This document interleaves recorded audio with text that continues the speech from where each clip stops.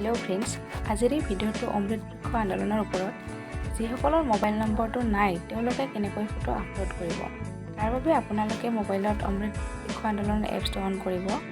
তাৰপিছত ইয়াতে ৰেজিষ্ট্ৰেশ্যন যিহেতু আগতে হৈ গৈছে, ৰেজিষ্ট্ৰেশ্যনৰ নালাগে, এতিয়া লগ ইন কৰিব লাগিব। আৰু লগ ইন কৰিব হ'লে প্ৰথমতে আহিব এণ্টাৰ্ড ৰেজিষ্টাৰ্ড মোবাইল নম্বৰ। ইয়াত আপোনালোকে যিটো মোবাইল নম্বৰেৰে আপোনাৰ অমৃত বৃক্ষ আন্দোলনত ৰেজিষ্টাৰ্ড কৰিছে সেই মোবাইল নম্বৰটো দিব লাগিব, মানে আপোনাৰ আধাৰ কাৰ্ডৰ নম্বৰটো। আৰু তলত এণ্টাৰ্ড ৰেজিষ্ট্ৰেশ্যন নম্বৰ বুলি আছে বা OTP। যিহেতু আপোনাৰ লগত মোবাইল নম্বৰটো নাই, গতিকে আপোনাৰ OTPটো নাহিব।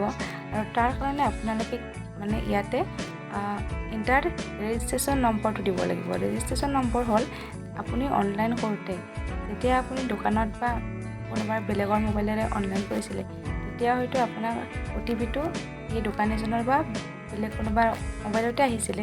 কিন্তু এইবাৰ OTPটো আপুনি যিহেতু ৰেজিষ্ট্ৰেশ্যন হৈ গৈছে, আপোনাৰ যিটো ৰেজিষ্ট্ৰেশ্যন নম্বৰ সেইটোতে আহিব। যিহেতু আপোনাৰ নম্বৰটো নায়েই, তাৰ বাবে আপোনালোকে কোনো টেনশ্যন ল'ব নালাগে। ইয়াতে প্ৰথমতে আপোনাৰ নম্বৰটো দি দিব, 10টা সংখ্যাৰ যিটো আপোনাৰ মোবাইল নম্বৰ আধাৰ কাৰ্ডত বা ৰেজিষ্ট্ৰেশ্যন হোৱা নম্বৰ সেইটো দিব। আৰু তলত যিটো এণ্টাৰ্ড ৰেজিষ্ট্ৰেশ্যন নাম্বাৰ বুলি দিছে, তাত আপোনালোকে কি কৰিব, প্ৰথম যেতিয়া অমৃত বৃক্ষ আন্দোলনত ৰেজিষ্ট্ৰেশ্যন কৰিছিলে, এনেকুৱা এটা ৰঙা যিটো সংখ্যা আহিছিলে ৰেজিষ্টাৰ্ড হোৱাৰ পিছত, এই নাম্বাৰটো তাত দি দিব। এই নম্বৰটো যেতিয়া তাত দি দিব, এণ্টাৰ্ড ইয়াতে যিটো OTP বুলি কৈছে, তাত আপুনি সেই নম্বৰটো ৰঙা নম্বৰটো সংখ্যাকেইটা SH যি আছে গোটেইকেইটা দি দিব।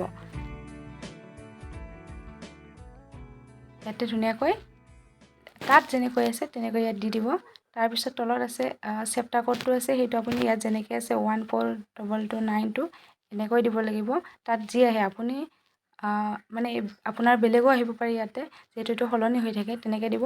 আৰু তাৰপিছতে লগ ইন কৰিব পাৰিব। ইয়াতে লগ ইন দিলে লগ ইন হৈ যাব। আৰু যদি কিবা এনেকুৱা সমস্যা পাই আছে বা কৰিব পৰা নাই বা লোকেশ্যনৰ ওপৰত কিবা পাই আছে, তেতিয়াহ'লে মোক কমেণ্টত জনাব, মই ভিডিঅ' বনাই বুজাই দিম। আৰু মোৰ হোৱা নাই, যিহেতু মই মোবাইল নম্বৰটো দিয়া নাই, সেইকাৰণে মোৰ লগ ইন হোৱা নাই।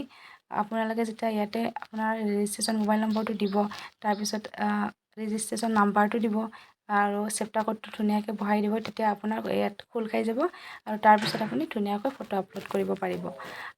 আৰু ইয়াৰ ওপৰত কিবা যদি ডাউট আছে মোক জনালে হ'ল।